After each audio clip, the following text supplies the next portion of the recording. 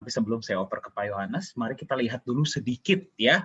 Kita akan berbicara sedikit mengenai sejarah mata uang.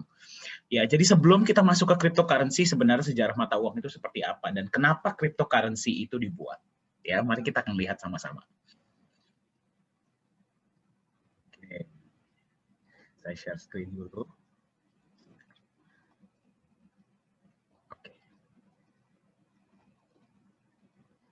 Oke, layar saya kelihatan ya. Saya perbaiki dulu. Share sound. Oke, baik. Kita akan berbicara sedikit mengenai sejarah mata uang. Ya, jadi dari mana sih cryptocurrency itu cryptocurrency itu hadir itu apa alasannya? Kita akan lihat bersama-sama. Ya, jadi Anda mungkin mengetahui ya bahwa pertama kali ya itu transaksi terjadi itu menggunakan barter. Ya. Jadi barter itu ya kegiatan tukar menukar, Anda pasti tahu ya. Jadi kalau misalkan Anda butuh ayam, terus Anda punya sapi, ya bertukar. Seperti itu. Ya. Jadi itu benar-benar yang paling awal, istilah paling jebot lah. Itu metode transaksi itu adalah dengan menggunakan barter. Nah, apa tantangan barter? Ya fleksibilitas terbatas. Anda setuju ya? Anda belum tentu semua orang yang mempunyai ayam itu butuh sapi dari Anda. Mungkin dia butuhnya kayu atau beras, kan seperti itu.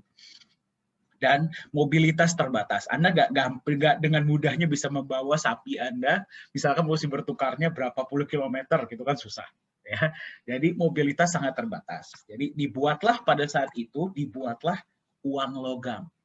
Ya, jadi uang logam itu pertama kali diprakarsai oleh bangsa Lydia. Ketika itu dibuatnya itu dari dibuatnya dari campuran emas dan perak yang namanya elektrum. Ya.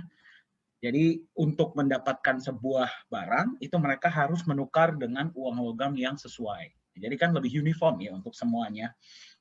Tetapi kembali mobilitas terbatas, berarti kalau untuk membawa uang logam yang berat itu kan sangat sulit ya. Tidak aman, disinilah mulai muncul tuh yang namanya begal. Orang lagi jalan tiba-tiba diambil uang logamnya. Ya, dan logam mulianya juga terbatas, nggak mungkin terus bisa dibuat yang namanya elektrum tersebut. Jadi pada saat itu dibuatlah uang kertas. Ya, uang kertas ini kalau nanti mungkin Pak Yohanes akan bercerita lebih dalam mengenai ini ya, tapi uang kertas ini adalah sebuah bentuk bukti penyimpanan, bukti kepemilikan atas sejumlah uang logam. Yang berarti kita juga bisa sebut sebagai IOU. Ya. Jadi Anda simpan uang logam Anda di satu tempat, Anda dapatlah uang kertas ini, yang berarti Anda memiliki sekian banyak uang logam. Tetapi tantangan utama dari uang kertas atau uang kertas berpindah menjadi uang fiat ya, yang berarti tidak ada backup-nya. Ya, itulah tantangan utamanya sebenarnya. Ya, beberapa tantangannya adalah yang pertama tidak aman, yang kedua nilainya terus berkurang. Ya, berarti dengan lebih banyaknya uang kertas ini di-print oleh bank sentral, oleh yang meng-issue ya, berarti nilai dari uang kertas tersebut itu terus berkurang. Itulah kenapa kita memiliki yang namanya inflasi. Karena dia itu jumlahnya tidak terbatas. Bisa kalau kurang di-print lagi, kalau kurang di-print lagi, kalau kurang di-print lagi. Itulah kekurangan dari uang kertas. Nah, kemudian muncullah uang elektronik ya, contohnya OVO, GoPay, Dana, M-Banking. Apakah uang elektronik ini menyelesaikan tantangan dari inflasi? Tidak, dia hanya memudahkan saja. Ya, tapi dengan munculnya uang digital, muncullah permasalahan-permasalahan baru. Contohnya tentang pemalsuan. Kalau misalkan Anda menggunakan mata uang, misalkan alat transaksi digital, misalkan OVO, GoPay, Dana, dan sebagainya, data Anda hanya disimpan di satu server saja, yaitu server perusahaan tersebut atau server bank tersebut. Yang jadi pertanyaan adalah, bagaimana kalau server tersebut dijebol atau dihack? Ya, dan yang kedua, kita tahu dari mana data kita itu benar-benar disimpan dan tidak diperjualbelikan. Ya, jadi mungkin Anda pernah baru buka bank, ya tiba-tiba besoknya udah dapat tawaran kartu kredit. Nah, itu kan kita nggak tahu dari mana. Ya, jadi itulah beberapa tantangan-tantangan yang terjadi sehingga warga dunia ini mulai berpikir, apa ya solusinya agar kita bisa bertransaksi peer-to-peer, mengatasi permasalahan inflasi, ya, mengatasi permasalahan inflasi, bisa bertransaksi peer to peer, ya. Apa solusinya? Apa yang harus kita perlakukan? Jadi tidak ada yang namanya pihak ketiga. Itulah di mana munculnya cryptocurrency. Ya, jadi mata uang kripto ini muncul untuk sebenarnya menyelesaikan tantangan-tantangan yang ada di sistem keuangan yang sudah ada sekarang. Jadi dia itu berbentuk revolusi istilahnya ya, revolusi untuk istilahnya kita menciptakan sebuah mata uang baru yang tidak akan kena inflasi, tidak hanya divalidasi oleh otoritas sentral, dan bisa dari kita, oleh kita, untuk kita.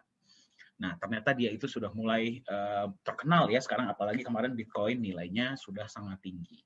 Nah, apa perbedaan dari cryptocurrency dan uang digital dan uang-uang lainnya? Ya, dan apa sih sebenarnya potensi ke depannya? Nah, itu yang akan bawakan bukan saya. Ya, sebentar saya stop share dulu. Yang akan bawakan sesi selanjutnya ini adalah CEO dari Nagaya Technologies. Ya, beliau sekarang kita sudah berkecimpung di dunia cryptocurrency ini sudah 3-4 tahun. Ya, jadi beliau yang akan berbagi. Untuk itu, saya persilahkan CEO Nagaya Technologies, Pak Yohanes Chandra, untuk berbagi mengenai cryptocurrency. Silahkan, Pak. Ya, baik. Terima kasih Pak Dhani. Suara saya kedengeran? Oke. Ya, jadi selamat pagi Bapak-Bapak, Ibu-Ibu. Ya, selamat datang dan terima kasih ya sudah meluangkan waktunya di hari Sabtu ini ya untuk menghadiri. Kita ingin memberikan sedikit ya tentang cryptocurrency itu apakah bisa menjadi future of money ya. Saya juga berterima kasih banyak ke Dr. Anton dan juga Ibu Leli yang sudah menginisiasi untuk acara hari ini. Ya, jadi kalau kita melihat tadi Dr. Anton udah bilang ya, ini fenomena yang cukup luar biasa. Terus kemudian juga bahkan Bank Sentral kita, Bank Indonesia itu berencana untuk menerbitkan mata uang digital. Nah, apakah mata uang digital yang nantinya diterbitkan oleh Bank Indonesia ini sebuah cryptocurrency? Itu jawabannya tidak. Jadi di sini juga kita akan membahas apa sih bedanya tentang mata uang digital dan cryptocurrency. Ya. Jadi saya akan mulai dengan share screen saya.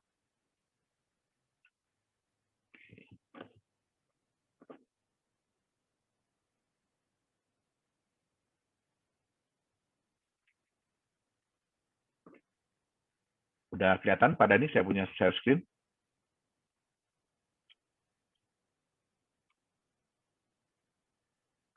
Oke. Ya. Jadi apa sih mata uang kripto? Ya. Mata uang kripto adalah sebenarnya sebuah aset digital.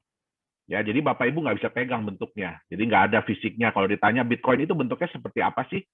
Ya, terus kemudian kalau ada yang bilang, saya pernah lihat loh koinnya Bitcoin. Ya, itu bukan Bitcoin. Ya, itu orang mungkin bikin mock up ya, semacam apa ya, souvenir lah. Ya, dalam bentuknya itu dibuat seperti logonya Bitcoin. Ya, tapi Bitcoin itu Bapak Ibu tidak bisa pegang. Jadi tidak ada fisiknya. Dia digital, ya kan? Yang memang dirancang itu untuk media pertukaran. Jadi pada awalnya itu belum dibuat sebagai sebuah mata uang ya, karena gini, konsep mata uang itu baru bisa dibilang mata uang kalau memang ada orang yang mau menerima sebagai alat pembayaran. Ya, nah, jadi pada awalnya itu adalah sebagai media pertukaran. Jadi ya menggunakan kriptografi yang kuat. Ya, terus sistem blockchain dan ledger yang terdistribusi. Nah, ini kita lihat, ini adalah 3 kunci dari sebuah mata uang kripto. Ya, yaitu kriptografi. Kriptografi itu artinya data-data Bapak Ibu itu dienkripsi. Jadi, contoh password ya. Kalau Bapak Ibu misalnya passwordnya mau tahu aja deh lo gitu ya. Nah, itu tidak akan muncul mau tahu aja deh lo di dalam sistemnya, tetapi itu berupa angka dan huruf yang di random, diacak ya. Nah, terus kemudian dia menggunakan sistem blockchain. Sistem blockchain ini pun di dunia database itu sebenarnya sudah lama digunakan ya, dan ledger terdistribusi untuk mengamankan transaksi keuangan ya kan, terus untuk mengontrol penciptaan unit tambahan. Jadi mata uang tuh yang Bapak Ibu tahu kalau Bitcoin kan pada saat ini kan keluarnya itu 6,25 Bitcoin setiap blok yang terjadi, ya. Jadi itu dikontrol dengan 3 sistem ini. Kemudian untuk memverifikasi aset yang dilakukan, transfer Bitcoin yang dilakukan atau transfer mata uang kripto yang dilakukan itu valid nggak, benar nggak, boleh nggak dilakukan, ya. Nah, satu hal yang saya ingin katakan adalah kenapa ya kita di sini tidak membahas hari ini, kita nggak ngebahas nih apa sih itu kriptografi secara detail ya, apa itu sistem blockchain secara detail, ledger distribusi secara detail, nanti Bapak Ibu pasti ngantuk semua, ya. Nah, ini 3 hal ini, ya. Jadi sebenarnya gini, Bitcoin itu bukan menggunakan teknologi yang wow, ya. Tadi saya lihat di background-nya Dr. Anton itu ada AI, ya. Nah, itu adalah teknologi yang wow, ya. Tapi apa teknologi yang digunakan oleh Bitcoin? Ya, itu bukan teknologi yang wow, Bapak Ibu. Ya, jadi banyak teknologi-teknologi yang digunakan oleh mata uang kripto itu bukan sesuatu yang luar biasa. Ya. Bahkan kalau kita di dunia programming, ya kan, kita ngelihat sistem yang dipakai sama Bitcoin itu kita cukup amazed. Amazed-nya kenapa? Sesuatu yang sangat simple, sesuatu yang orang tidak pernah duga bahwa ini bisa menjadi hal yang luar biasa. Ya, tetapi yang harus diingat begini, Bitcoin atau seseorang yang namanya Satoshi Nakamoto, dan saya yakin itu bukan orang Jepang, ya, dia berhasil menggabungkan 3 buah konsep, yaitu konsep enkripsi, sistem blockchain, dan ledger yang terdistribusi. Karena dia berhasil menggabungkan 3 konsep ini, sehingga menciptakan sebuah aset yang sangat aman. Ya, secara teknologi ya, sangat aman. Oke. Nah, apa sih karakter utama dari sebuah mata uang kripto? Jadi untuk bisa dinyatakan mata uang itu sebagai mata uang kripto atau aset kripto itu apa? Yang pertama, jumlahnya harus terbatas. Ya, karena memang ini dibuat, jadi karakter ini dibuat untuk melawan mata uang fiat atau mata uang yang dibuat oleh bank sentral. Ya, kemudian diregulasi oleh konsensus. Ya, sehingga apapun yang terjadi di dalam sistemnya itu harus merupakan kesepakatan bersama, keputusan mayoritas. Nah, hebatnya keputusan mayoritas ini dibuat berdasarkan sistem, ya, sistem program. Jadi program, bukan orang. Jadi nggak kayak kita nih, ya, kita lagi ngumpul nih ya, ada 100 orang di dalam Zoom meeting ini, terus kemudian Pak Dhani bertanya, oke, setuju nggak kalau kita begini? Nah, nanti semua orang ngangkat tangan. Ya, nah di sini orangnya tidak perlu hadir, tetapi semuanya sudah diatur oleh sistem. Ya, kemudian trustless. Di mata uang kripto itu tidak ada yang dipercaya. Apa maksud tidak ada yang dipercaya? Ya, kalau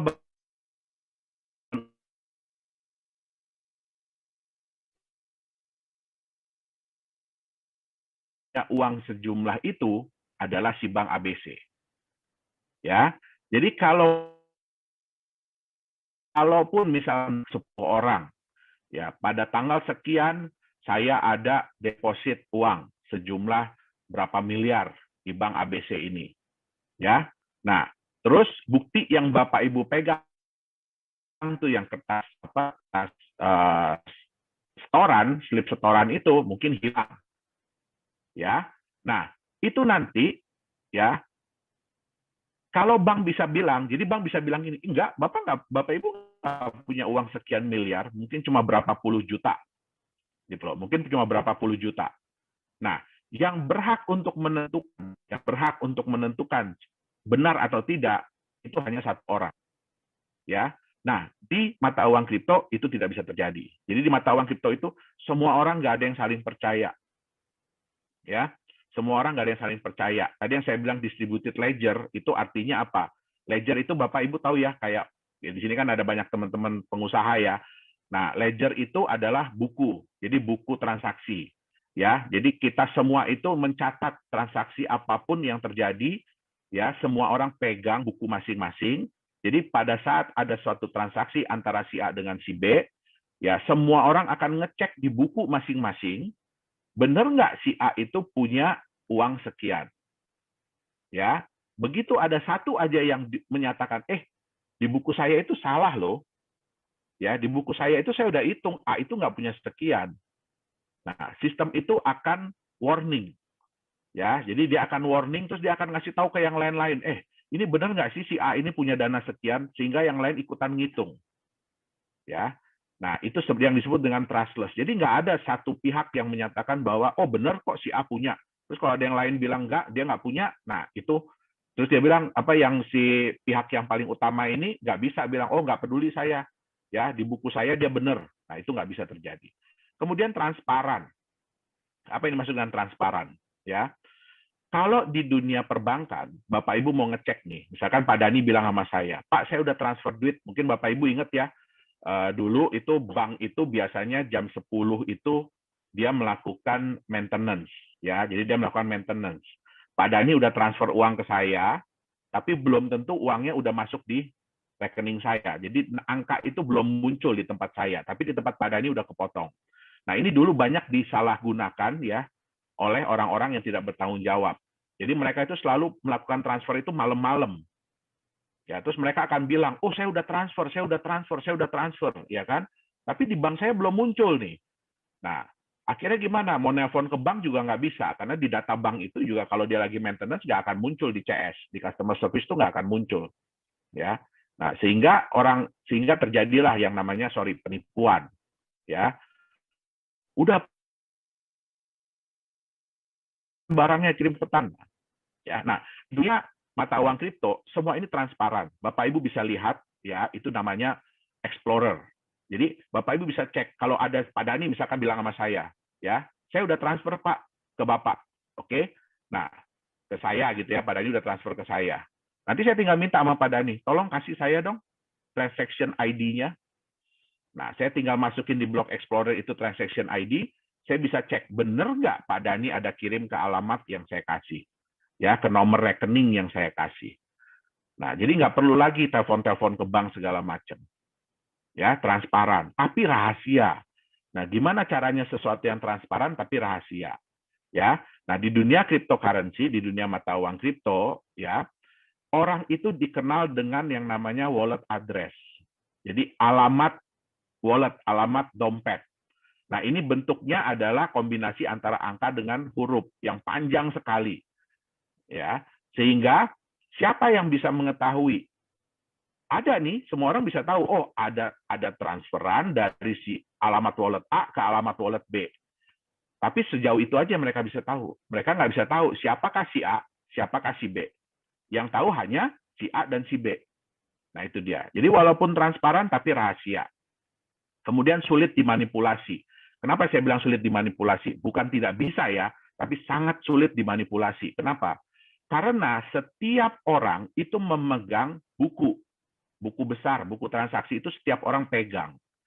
Jadi kalau mau dimanipulasi, bayangkan ya, kalau data itu hanya ada di 1-2 server, oke lah, hacker tinggal masuk, rubah datanya di 1-2 server, ganti semua itu angkanya.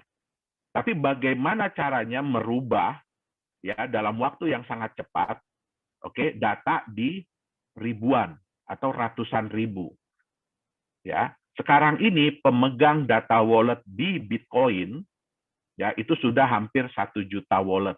Jadi udah hampir 1 juta komputer yang memegang data transaksi Bitcoin. Ya, jadi Bapak Ibu bisa bayangkan bagaimana hacker itu mau ngerubah data, ya, dia harus ngerubah data di berapa? 501.000 komputer dalam waktu yang sangat cepat. Nah, itu sangat sulit untuk dilakukan. Kemudian ya sudah pasti ya harus mudah dipindah ya. Jadi kalau yang namanya mata uang kripto itu kalau transfernya susah, ya mesti telepon dulu ke kantor, mesti diverifikasi dulu. Nah, itu namanya bukan mata uang kripto. Oke, jadi inilah karakter-karakter utama dari sebuah mata uang kripto.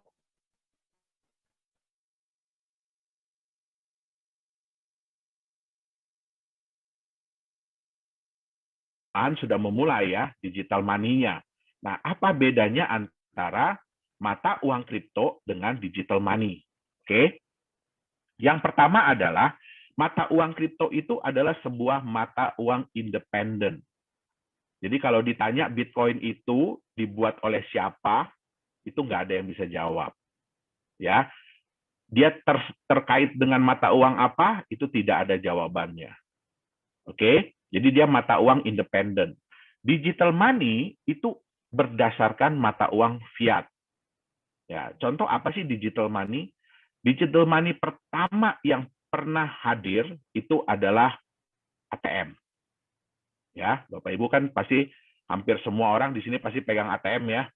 Nah, itu adalah digital money yang pertama kali dibuat. Kemudian muncullah kartu kredit. Ya. Kemudian muncullah payment gateway. Ya, sekarang ada digital wallet. Bapak Ibu mungkin tahu yang terkenal tuh GoPay, ya kan, Dana, OVO, ya kan. Nah, itu semua adalah digital money. Jadi mereka terkait dengan mata uang fiat. Ya. Itu sebabnya mereka tidak bisa dipakai di negara lain.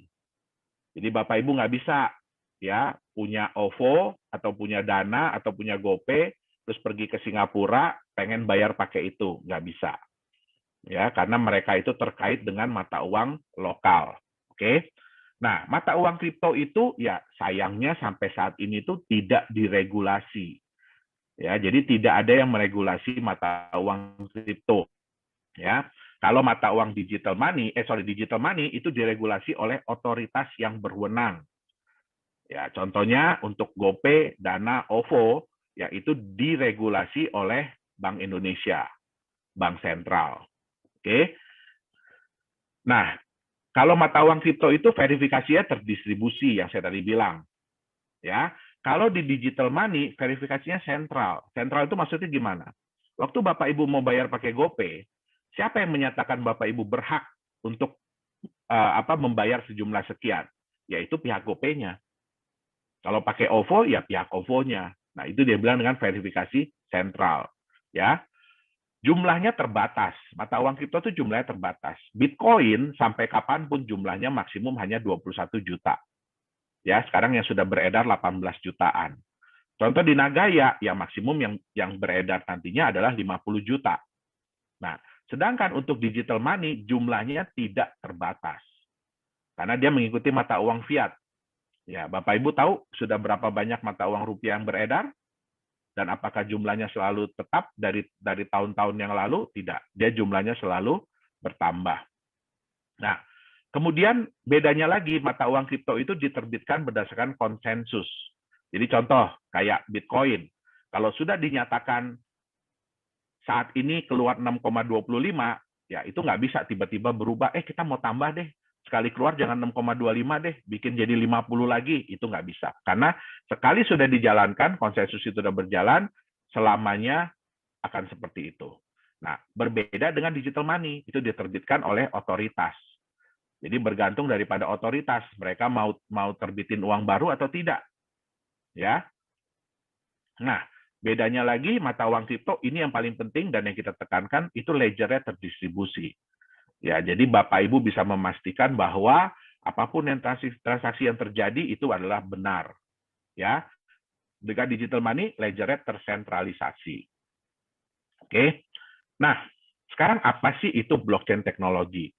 Seperti saya bilang tadi ya, kita nggak akan bahas blockchain teknologi ini secara detail ya. Nah, nanti Bapak Ibu ngantuk jadinya. Oke. Nah, apa itu blockchain teknologi? Ya, blockchain teknologi itu adalah sistem database yang memiliki karakter data yang bersifat immutable. Jadi sekali sudah dilakukan, itu tidak bisa diedit. Ya, tidak bisa dihapus. Kalau mau diedit, mau dihapus, bayangin harus mengedit dan menghapus ratusan, ribuan, bahkan ratusan ribu jutaan data. Jadi itu bisa dibilang udah nggak bisa dihapus lagi, udah nggak bisa diedit. Hanya bisa ditambahkan. Ya, kemudian juga sulit untuk dimanipulasi. Nah, di mana data-data tersebut dikelompokkan ke dalam satu grup data yang disebut dengan blok. Nah, hebatnya lagi, blok ini harus bisa terhubung dengan blok-blok sebelumnya. Ya, dan semuanya dikriptografi.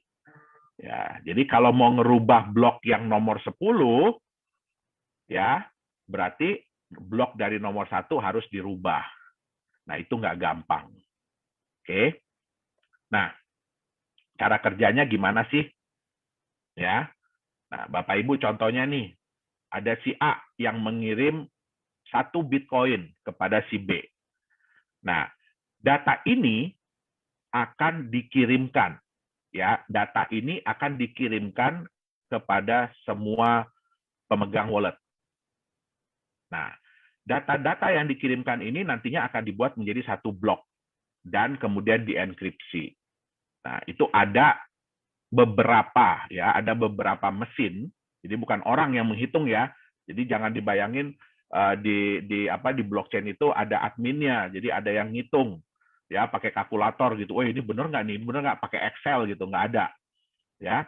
Jadi di sini ya semua perhitungan itu dilakukan oleh mesin. Itu yang disebut dengan mining.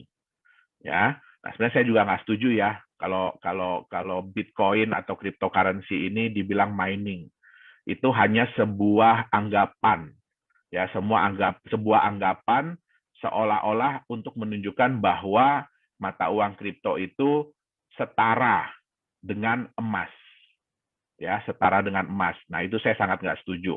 Karena saya tahu ya susahnya, beratnya, capeknya nambang beneran, ya, nambang beneran dibanding dengan menambang Bitcoin. Ya, saya juga menambang Bitcoin dari tahun 2011. Oke. Nah, setelah ini kemudian ya transaksi ini dinyatakan benar oleh miners, oleh orang-orang mesin-mesin yang memining, ya kemudian juga disetujui oleh orang-orang yang megang ledger, yang memegang data, baru kemudian blok yang disetujui ini akan ditambahkan kepada blok-blok yang sudah ada sebelumnya. Sehingga itulah yang disebut dengan blok itu terverified. Ya, jadi sistemnya seperti itu. Oke. Sebenarnya blockchain ini peluangnya di mana aja sih? Tadi ingat ya. Jadi di blockchain ini salah satu kata kuncinya adalah data itu tidak bisa dipalsukan. Data itu tidak bisa diedit. Ya. Data itu tidak bisa ada double. Jadi tidak bisa ada ganda. Nah, sebenarnya ini bisa dipakai di mana? Transparan dan rahasia. Ya, kita tahu ya, kan kalau kita suka ikut pemilu ya. Nah, itu kan transparan tapi rahasia. Nah, jadi blockchain ini sebenarnya bisa juga dipakai untuk berbagai industri. Contohnya pemilihan umum. Ya, terus kemudian sertifikat. Kita tahu ya sering terjadi ya, oh sertifikat tanah itu bodong atau double, ya kan? Nah, kemudian juga hak kekayaan intelektual. Dan yang paling sering digunakan adalah untuk membuat sebuah aset digital atau mata uang digital. Ya. Nah, siapa sih yang mencetuskan ya konsep mata uang kripto ini? Nah, itulah yang disebut dengan diberi nama Bitcoin oleh seseorang yang disebut Satoshi Nakamoto. Tapi saya bisa jamin ya, itu bukan satu orang dan dia bukan orang Jepang dan itu bukan nama dia. Ya. Nah, satu hal tadi yang saya bilang yang hebat dari Bitcoin ini, dari si Satoshi ini adalah dia berhasil menggabungkan 3 komponen utama.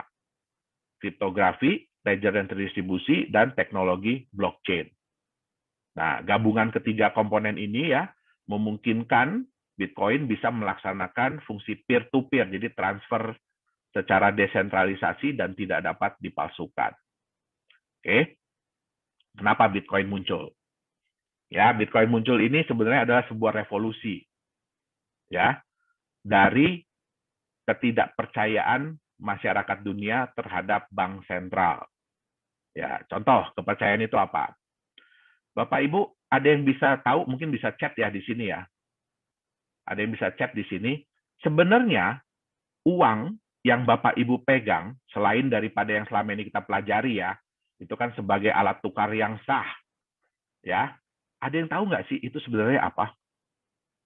Uang yang Bapak Ibu pegang itu sebenarnya apa? Mungkin bisa dibagi di chat.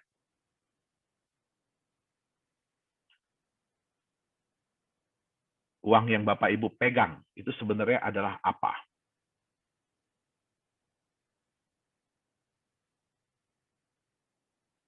Mungkin Pak Dani udah ada belum Pak yang ngechat Pak? Di sini saya nggak bisa chat Pak Dani. Surat hutang pemerintah. Oh, udah ada yang muncul ya. IOU, pemerintah, pinjaman, kertas yang tidak ada nilainya. Ya, betul. Alat pembayaran, ya. Ya, jadi benar itu yang dibilang hutang. Ya, jadi sebenarnya uang, ya uang yang Bapak Ibu pegang itu adalah surat hutang. Ya, pertanyaannya adalah siapa yang berhutang? Ya, yang berhutang itu adalah orang yang bikin pastinya. Ya, jadi siapa yang menciptakan uang itu? Jadi seolah-olah kayak begini, ya, saya berhutang kepada Pak Dani. Terus kemudian saya bilang, Pak Dani, ini saya bayar pakai kertas ya. Di sini saya tulis, saya berhutang sama Pak Dani 100.000. Kemudian saya kasihkan ke Pak Dani. Ya, nanti dari uang ini Pak Dani mau bayar orang nih. Ini saya pegang surat hutang dari Pak Yohanes. Ya, nilainya 100.000. Nanti kamu pegang ini ya, kalau kamu mau tagih, kamu tagih ke dia, ya, ke Pak Yohanes. Nah, bayangkan, ya, Bapak Ibu biasanya kalau mau berhutang, itu kan setengah mati ya. Kalau kita mau pinjaman nih ke bank, ya, atau ke BPR, ya, atau ke koperasi, itu kan nggak gampang ya. Itu melalui proses. Nah, terus kemudian bisa nggak dengan gampangnya bilang begini, saya kan udah ada utang nih 1 miliar. Saya mau pinjam lagi dong.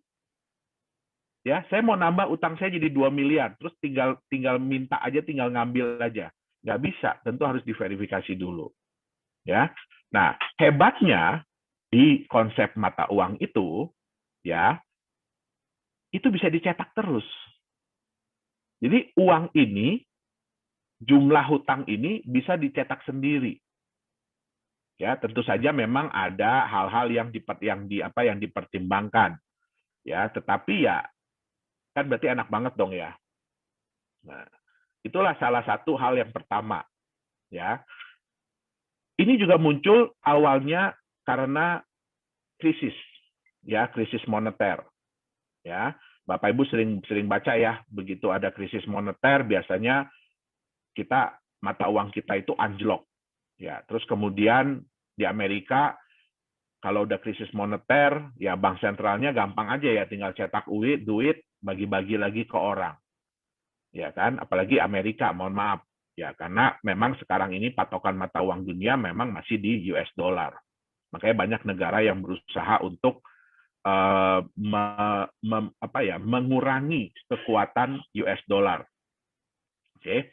Nah, yang kedua, Bapak Ibu berapa banyak yang percaya bahwa kalau Bapak Ibu setor uang gitu, anggap 10 miliar ya hari ini. Bapak Ibu yakin nggak besok uang itu masih ada di bank tersebut? Ya, nggak bisa. Buktinya apa? Ya, buktinya paling gampang apa? Bapak Ibu setor hari ini 10 miliar, anggap nggak usah hari ini ya, siang ini 10 miliar. 2 jam lagi Bapak Ibu bilang, saya nggak jadi deh, saya mau tarik lagi itu yang 10 miliar. Nggak bisa Bapak Ibu. Ya, harus lapor dulu ke Bank Indonesia, ya harus ini itu dulu. Pertanyaannya kan satu, itu uang siapa? Nah, jadi hal-hal seperti inilah yang memunculkan ketidakpercayaan ya masyarakat terhadap bank. Bukan cuma bank sentral, tetapi terhadap perbankan. Sehingga mereka mencoba, gimana ya caranya ya, kita bikin yuk mata uang dari kita, oleh kita, untuk kita. Ya, jadi dicobalah menghadirkan mata uang digital yang tidak membutuhkan otoritas sentral. Oke, nah transaksi di mana transaksi dalam jaringannya itu divalidasi oleh anggota jaringan tersebut, ya, oleh penggunanya. Nah, peluangnya apa yang diharapkan dari munculnya Bitcoin dan teman-temannya? Yang pertama adalah payment solution yang lebih cost efektif. Jadi cara pembayaran yang biaya transaksinya itu nggak mahal, ya. Kemudian yang kedua, transfer uang yang jauh lebih nyaman. Jadi Bapak Ibu nggak perlu pergi ke bank, nggak perlu isi-isi formulir ini itu, tapi sudah bisa ditransfer dengan mudah. Aset yang sulit untuk dimanipulasi, ya, keamanan dari identitas. Oke, ini plus minus ya, saya nggak bisa bilang ini positif, ya karena ya kita nggak bisa pungkiri ya, bahkan Bitcoin sekalipun itu ya kalau orang bilang ya dipakai untuk hal-hal yang negatif ya bisa aja, ya tapi terlepas dari ini semua, ya kita juga tahu ya yang namanya US dollar juga dulu dipakai buat dagang senjata, buat narkoba gitu ya, transaksi narkoba. Jadi ya kita nggak bisa bilang ini plus atau minus lah. Kemudian, nah ini dapat dijadikan instrumen investasi, ya. Nah ini yang akan kita bahas lebih dalam ya hari ini. Oke, kenapa? Bapak Ibu bisa lihat bahwa sekarang ini, terutama beberapa bulan belakangan ini, kapitalisasi pasar dari cryptocurrency itu meningkat jauh. Ya, yang tadinya di angka 600-an juta dolar, sekarang sudah 1,4 miliar. 1,4 triliun. Ya, dari 600 miliar udah menjadi 1,4 triliun. Ya, bisa dibandingkan dengan New York Stock Exchange ya, marketnya itu 26,23 triliun. Ya. Nah, ini pun market cap ini dari cryptocurrency ini baru mungkin 12 tahun lah. Ya, tapi udah bisa hampir mengejar New York Stock Exchange. Jadi di sini bisa dilihat bahwa orang-orang ini sudah mulai menggunakan mata uang kripto ini sebagai alat investasi juga. Oke. Nah, ya. Tapi ya, tadi kan kita bicara yang bagus-bagusnya ya. Tapi, nah, ada kekurangan dari sebuah aset kripto ini, mata uang kripto ini. Kebanyakan dari mereka itu, contohnya Bitcoin ya, itu tidak memiliki aset pelindung. Ya, jadi nggak ada asetnya mereka ini. Mereka ini benar-benar hanya sebuah angka digital, ya. Sehingga kalau kita lihat ya faktor harga mata uang kripto itu apa ya?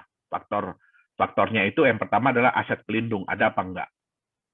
Yang kedua adalah kepercayaan. Nah, ini adalah dua faktor utama dari mata uang kripto. Ya. Nah, sekarang, ini mestinya aset pelindungnya dicoret ya. Apa yang terjadi kalau aset pelindung ini tidak ada? Artinya dia benar-benar hanya bergantung kepada kepercayaan. Nah, yang terjadi adalah kepercayaan dan harga itu akan berbanding lurus. Ya, akan saling menguatkan. Ya. Jadi kalau kepercayaan naik, harga pun akan semakin tinggi, akan semakin besar. Ya, harga semakin besar, orang akan lebih percaya. Ya, sehingga kepercayaannya akan naik. Ya. Kemudian harga akan jadi lebih besar lagi. Ya, jadi ini yang dibilang multiplying efeknya tinggi sekali. Makanya volatilitas harga di kripto itu wow. Bapak Ibu bisa lihat di chart ya, Bitcoin itu sehari bisa naik sampai 20%, ya tapi bisa turun sampai 20% sehari. Oke. Nah, ini kalau kepercayaan naik, itu bagus. Ya, tapi bagaimana kalau kepercayaan turun? Ya, harga udah besar, kepercayaan turun. Pasti harganya akan berkurang. Ya, harganya pun akan turun. Harga turun karena dia benar-benar hanya murni mengandalkan kepercayaan, ya berarti kepercayaannya akan turun juga. Tambah turun lagi, harga akan semakin kecil lagi, semakin turun. Nah, inilah resiko yang ada di mata uang kripto. Ya, di aset kripto. Nah, apa contohnya? Bapak Ibu, kenal nggak orang ini siapa nih? Ya, ini lagi naik daun banget nih. Ya, nah ini Elon Musk. Ya, dia kalau sekarang bukan CEO Tesla ya, dia Vice CEO. Jadi dia adalah Vice CEO dari Tesla. Ya, apa yang baru-baru ini dia lakukan di dunia mata uang kripto? Ya, nah Bapak Ibu mungkin dengar ya, wah kemarin itu dalam satu hari Bitcoin itu naik hampir $20.000 ya dalam satu hari, naik hampir $20.000 ya. Nah, siapa yang melakukan? Orang ini. Nah, banyak yang seneng, Bitcoin naik sampai $20.000 ya. Bagi kami ya yang penggiat di mata uang kripto, ini sebenarnya adalah nilai negatif. Kenapa? Kejadian kemarin ini menunjukkan bahwa mata uang kripto ini masih fragile, jadi masih rapuh, ya, belum bisa dibilang sebagai aset yang kuat, belum bisa dibilang sebagai aset yang mature, yang dewasa, ya. Apa yang terjadi kemarin?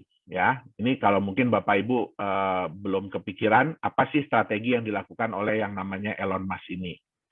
Ya, jadi pertama kali itu dia mencoba ini mata uang kripto ini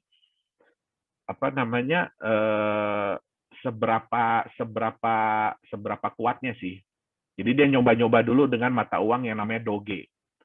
Doge itu kalau di dunia kripto itu sudah dianggap ya itu mata uang receh lah. Ya, jadi dia coba dulu. Dia coba nge-tweet ya, I love Doge. Ya, Doge itu adalah luar biasa lah ibaratnya ya. Dan terbukti dari omongan dia ya, Doge naik. Ya, harga Doge naik hanya gara-gara dia ngomong. Dia nggak beli loh. Hanya gara-gara dia ngomong. Ya. Terus kemudian dia tweet lagi kedua kali. Di Doge juga. Harganya naik. Ya. Dia coba lagi di beberapa mata uang kripto, harganya naik. Ya, wah, itu menunjukkan apa? Ya, bahwa dengan omongan orang terkenal, ya, harga itu bisa diatur. Oke, akhirnya apa yang dilakukan? Dia perintahkan Tesla untuk membeli Bitcoin senilai $1,5 miliar. Ya, kemudian ya dia kan harus lapor ya ke SEC ya. Jadi dilaporkan, oke, masuklah. Ya, laporan itu kan itu publik, semua orang bisa tahu. Hebohlah dunia. Wah, Elon Musk membeli Tesla. Elon Musk menyuruh Tesla untuk membeli Bitcoin dan bilang bahwa nantinya Tesla akan menerima Bitcoin sebagai alat pembayaran. Tapi ya orang kita, bukan orang kita doang ya, orang dunia itu ya kalau baca itu cuma setengah-setengah. Dia nggak baca ada tanda di belakangnya. Apabila diizinkan oleh otoritas. Ya, apabila diizinkan oleh otoritas itu nggak dibaca, yang di belakang yang dibaca cuma depannya doang. Ya. Terus dipikirnya, oh, ini Bitcoin Tesla bakalan beli lebih banyak lagi Bitcoin. Dia nggak tahu, itu udah dibeli Bitcoinnya $1,5 miliar. Apa yang terjadi? Harganya melonjak tinggi. Ya, saya ada hitung-hitungan dengan Pak Dani, ya kurang lebih dia bisa dapat untung 500-an juta dolar lah. Ya, jadi Bitcoin dia yang dia beli $1,5 miliar itu, ya pada saat harga tertinggi kemarin sudah sampai 2 miliar. Nah, kita waktu itu ada bikin acara gathering ya, waktu Chinese New Year. Saya bilang, apa yang terjadi kalau dia bilang yang kebalikannya? Bayangkan Bapak Ibu, apa yang terjadi kalau dia bilang yang kebalikannya? Dan benar kejadian. Dia bilang, oh, ini harga Bitcoin udah terlalu tinggi. Dalam satu hari, turun lagi harga Bitcoin. Ya, nah, apa yang bisa kita ambil dari sini? Jadi, ya, bahkan Bitcoin, itu mother of coin, ya, ibunya dari semua koin, neneknya dari semua koin, itu pun masih fragile. Ya, masih bisa diatur oleh rumor. Ya, Bapak Ibu tentu nggak mau dong punya aset, punya mata uang yang cuma gara-gara ada orang terkenal bilang, ya, saya nggak suka nih dengan aset ini, tiba-tiba harganya drop. Ya, kita kan nggak mau yang seperti itu. Ya, apalagi kalau mau dianggap sebagai mata uang. Ya, di sini banyak ya teman-teman dari KPI, ya, pengusaha Kalau Anda dibayar oleh suatu aset yang ya harganya bisa seperti itu, kira-kira tenang nggak? Ya. Saya lagi baru terima pembayaran nih pakai koin ABC, ya, tiba-tiba 1 jam kemudian harga turun 10%. Stres nggak? Nah, ya, jadi kita sendiri bisa bilang bahwa ya untuk saat ini, ya resiko untuk menerima cryptocurrency sebagai mata uang, sebagai alat pembayaran, yaitu masih tinggi sekali. Ya, tergantung lagi balik kepada pihak penjual, mau nggak dia menerima. Ya, nah tapi apakah terus jadi nggak bisa dong Pak? Ya, cryptocurrency itu diterima sebagai mata uang kripto. Bisa, ya, tetapi harus ada harus ada sesuatu yang membantu dia. Ya, jadi kalau kita bilang ya mata uang kripto ini anggap masih kayak anak kecil, ya, anak umur 11 bulan lah, ya, 11 bulan 1 tahun, yang lagi berusaha untuk jalan, yang lagi berusaha untuk berlari.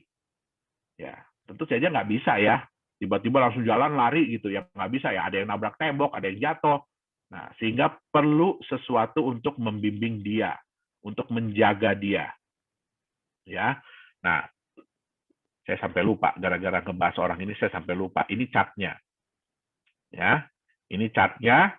Ya, jadi Bapak Ibu bisa lihat ya, di titik ini, ya Tesla menyatakan bahwa dia membeli 1,5 miliar Bitcoin. Ya, nah harga naik, ya. Nah, begitu harga sudah naik, terus dia bilang, ya, wah, Bitcoin price seems high. Jadi ini udah terlalu tinggi nih harga Bitcoin ini. Udah jeblok lagi harga Bitcoin. Nah, kali ini si Elon Musk ini kena getahnya. Tadi yang Dr. Anton bilang ya, saham Tesla turun. Ya, ya kenapa? Ini udah kebiasaan dia. Ya, sebenarnya nggak boleh aset sebuah perusahaan, apalagi kas ya, uang kas dan setara kas, itu dengan gampangnya CEO bilang, wah udah kita pindahin aja ke Bitcoin. Ya, kita pindahin aja ke Bitcoin. Karena semua orang udah tahu, ya Bitcoin itu high risk. Ya, nah terus dengan gampangnya dia bilang, udah kita pindahin aja ke Bitcoin. Ya, itulah yang menyebabkan ketidakpercayaan dari pemegang-pemegang saham dia. Walaupun harga Bitcoin naik. Nah, di sini dia rugi.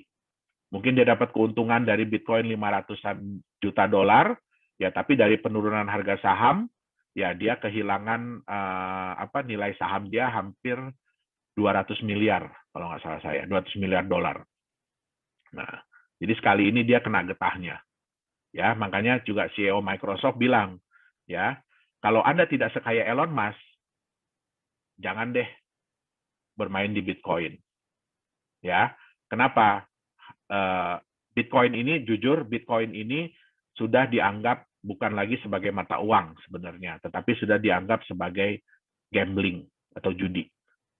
Ya, kenapa? Ya karena volatilitasnya tinggi, kemudian terlalu terkait dengan rumor, ya. Nah, itu yang menyebabkan banyak ahli-ahli yang menyatakan bahwa ini bukan lagi mata uang kripto, konsepnya udah beralih jauh. Ya, ini udah dianggap gambling, ya. Oke. Nah, saya bilang tadi ya, jadi banyak orang yang mengklaim bahwa oh Bitcoin itu emas, Bitcoin itu sama dengan emas. Ya, tapi kita lihat dulu volatilitas antara Bitcoin dengan emas. Ya, ini Bitcoin chart. Ya, Bapak Ibu bisa lihat ya, itu sekali naiknya bisa wow, sekali turunnya bisa wow. Ya. Nah, ini dengan emas. Kalau kita lihat di jangka panjang, memang emas memang ada naik turunnya. Tapi kalau kita lihat grafik secara jangka panjang, ya emas itu relatif naik. Itu dia. Oke. Nah, kita bicara Bitcoin ya. Bitcoin ini yang sukses lah ya, kita bicara ya. Tapi ya kesuksesan dia itu juga bukan dalam waktu yang singkat. Ya. Tapi butuh waktu. Bitcoin itu baru mendapatkan pengakuan itu di tahun ke-6, tahun ke-7. ya, baru kemudian berkembang pesat. Bahkan di tahun 2018 dia sempat drop jauh sekali, sampai tingkat kepercayaan orang itu ya bisa dibilang rendah banget lah. Nah, sayangnya ya banyak sekali pengikutnya. Ini Bapak Ibu bisa lihat ya di coinmarketcap.com, hari ini aja cryptocurrency, mata uang kripto yang muncul itu sudah mencapai 8.697. Jadi banyak sekali pengikut-pengikut dari Bitcoin. Ya, banyak orang-orang yang menyatakan begini, kalau Bapak Ibu beli Bitcoin itu harga udah terlalu mahal, udah terlalu tinggi. Mendingan beli koin kami. Harga masih murah. Ya, harga masih rendah. Ya kan? Nah, tapi kita lihat ya, 95% dari pengikut-pengikut Bitcoin itu begini bentuknya. Mereka rata-rata kehilangan nilai dalam jangka panjang. Ya. Apakah Bapak Ibu mau punya mata uang, punya aset yang seperti ini? Ya, ini mungkin kira-kira grafiknya mirip kayak mata uang Venezuela hari ini. Ya. Nah, jadi banyak sekali yang seperti ini. Oke. Nah, biasanya ya mereka itu menawarkan mata uangnya itu dengan cara ICO yang disebut dengan Initial Coin Offering. Ya kan? Yang ini merupakan sebenarnya adalah penggalangan dana di mana startup ya, jadi biasanya perusahaan-perusahaan baru mengeluarkan koin mereka sendiri untuk ditukarkan dengan mata uang fiat atau koin-koin lain yang sudah lebih established, yang udah lebih jadi lah, udah ada marketnya. Oke. Nah, sayangnya ya ini juga harus hati-hati ya. Sayangnya banyak koin-koin ini yang akhirnya berujung scam. Ya, ini bisa kita lihat ya. Ini Pincoin dan iPhone, ya, ini yang paling heboh. Kenapa? Karena mereka menggunakan public figure di Amerika, yaitu ada petinju terkenal, ya, ada penyanyi terkenal, ya, mereka mengendorse dari koin ini, dan kenyataannya koin ini akhirnya scam, ya. Dan di Indonesia banyak sekali, ya, bukan nggak ada ya, tapi di Indonesia juga banyak yang akhirnya berujung dengan scam, ya. Oke. Nah, tipe-tipe apa sih yang bisa Bapak Ibu temukan ya di ICO? Yang pertama adalah ICO tuh dengan konsep yang benar. Jadi konsepnya itu benar dan berpotensi naik untuk jangka panjang. Jadi yang seperti saya bilang, Bitcoin sekalipun yang koin pertama itu butuh waktu ya untuk kenaikan nilai. Oke. Yang kedua, ICO dengan konsep bisnis yang tidak realistis. Contoh, kalau Bapak Ibu menemukan cryptocurrency yang menyatakan bahwa nantinya akan bisa dipakai sebagai alat pembayaran di Indonesia, itu tidak realistis. Ya, kenapa? Indonesia ini hanya menerima satu mata uang, satu alat pembayaran, yaitu rupiah. Bahkan Bapak Ibu tidak bisa bayar pakai US dollar, tidak bisa bayar pakai mata uang lain. Itu contohnya salah satu.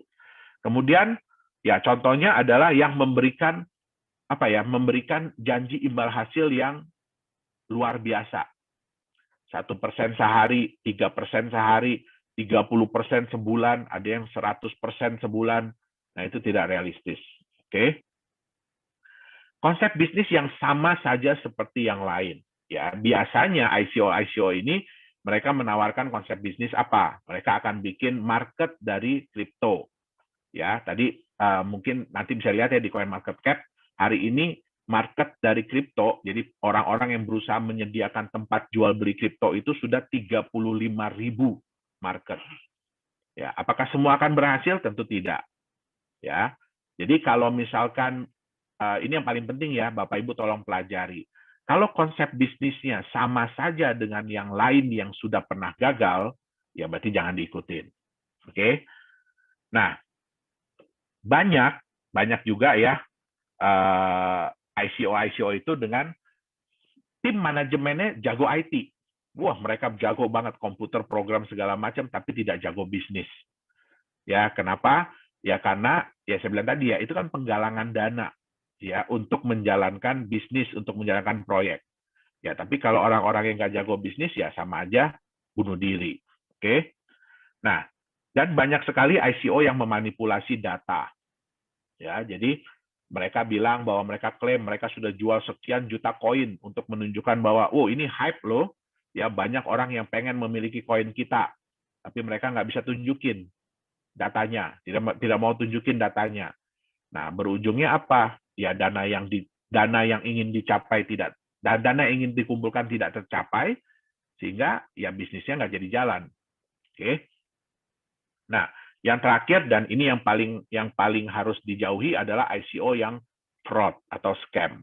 Ini yang saya bilang tadi ya, terutama yang menjanjikan imbal hasil yang berlebihan, yang tidak masuk di akal. Oke. Nah, menentukan yang layak investasi itu seperti apa sih? Oke.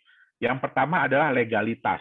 Jadi walaupun tadi yang saya bilang ya, cryptocurrency itu tidak ada regulatornya, belum ada regulatornya. Ya, tetapi bukan berarti bahwa bisa seenak-enaknya. Ya. Setidak-tidaknya perusahaan yang menciptakan itu harus ada legalitasnya. Ya, dan di negara yang jelas tentu saja ya. Ya, jangan sampai di negaranya kayak British Virgin Island, Panama, Vanuatu, Seychelles, ya kan, Grenadines, yang kita aja nggak tahu itu di mana. Itu dia, ya. Yang kedua, ya ini legalitas ini yang pertama juga siapa foundernya, bagaimana background mereka, ya. Apakah benar perusahaan itu terdaftar? Nah, ini harus dicek ya. Jadi jangan cuma ngaku-ngaku, oh perusahaan kita terregistrasi di mana? Ya itu harus dicek, benar nggak perusahaannya terdaftar di negara tersebut. Nah, yang kedua adalah konsepnya, ya. Satu yang paling penting ya, ini kata-kata gini, sesuatu yang terdengar terlalu bagus, terlalu indah, itu kadang-kadang nggak benar. Nah, jadi yang paling penting adalah konsepnya itu masuk di akal dan mudah dipahami atau tidak. Ya, mungkin nggak konsep mereka itu dilakukan, mungkin nggak konsep mereka itu terjadi. Oke, yang terakhir adalah apa timbal balik yang akan Anda dapatkan dari bisnis yang dijalankan. Ingat, yang namanya ICO itu, ya, yang namanya ICO itu penggalangan dana untuk menjalankan bisnis. Jadi seperti saham, ya, tapi mereka bukan jualan saham perusahaannya, itu seperti saham, ya. Tentu saja ya harus ada dong timbal balik apa yang didapatkan dari bisnis yang dijalankan. Oke. Nah, apa yang mengangkat nilai dari kripto itu sendiri? Jangan hanya rumor, jangan hanya kata-kata orang, ya. Tapi harus ada apa sih sesuatu apa yang akan mengangkat nilai mata uang kripto itu sendiri.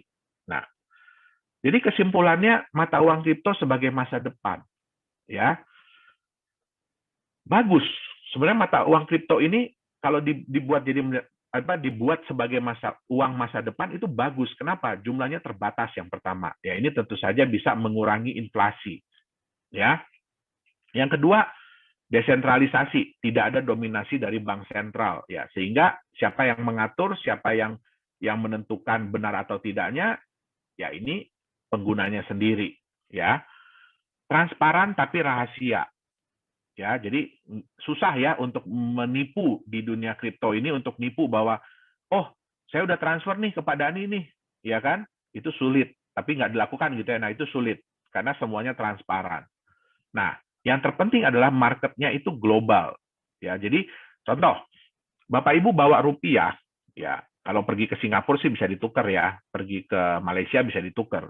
Tapi coba Bapak Ibu pergi ke negara-negara Afrika Selatan, bisa nggak ditukar di sana? Nah, itu nggak bisa. Ya.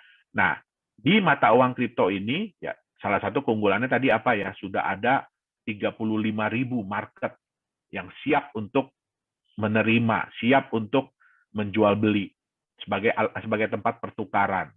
Nah, sehingga marketnya lebih global. Tidak dapat dipalsukan. Ya. Nah, kita tahu ya, ya mudah-mudahan ya mata uang digital yang nantinya akan keluar itu pun ya mudah-mudahan tidak dapat dipalsukan, tapi ya itu harus dibuktikan lagi sejalan dengan waktu. Oke. Nah, bisa juga dijadikan sebagai peluang investasi. Ya, nah ini adalah kelebihan-kelebihan dari mata uang kripto. Tetapi yang paling penting adalah orang percaya atau tidak untuk menerimanya. Ya, nah untuk hal-hal ini ya mata uang kripto itu butuh sesuatu ya. Yang pertama adalah mereka butuh aset pelindung. Ya, apa sih aset yang melindungi dari nilai mata uang kripto ini? Yang kedua, butuh konsep bisnis usaha yang masuk akal dan jelas. Ya. Yang ketiga adalah butuh legalitas dan transparansi. Kenapa? Karena paling utama adalah kepercayaan. Jadi bagaimana mata uang kripto ini bisa dipercaya oleh market, ya kan, dan mau diterima sebagai alat pembayaran. Nah, mungkin itu yang bisa saya sampaikan hari ini. Saya kembalikan dulu ke Pak Dhani. Silakan Pak Dhani.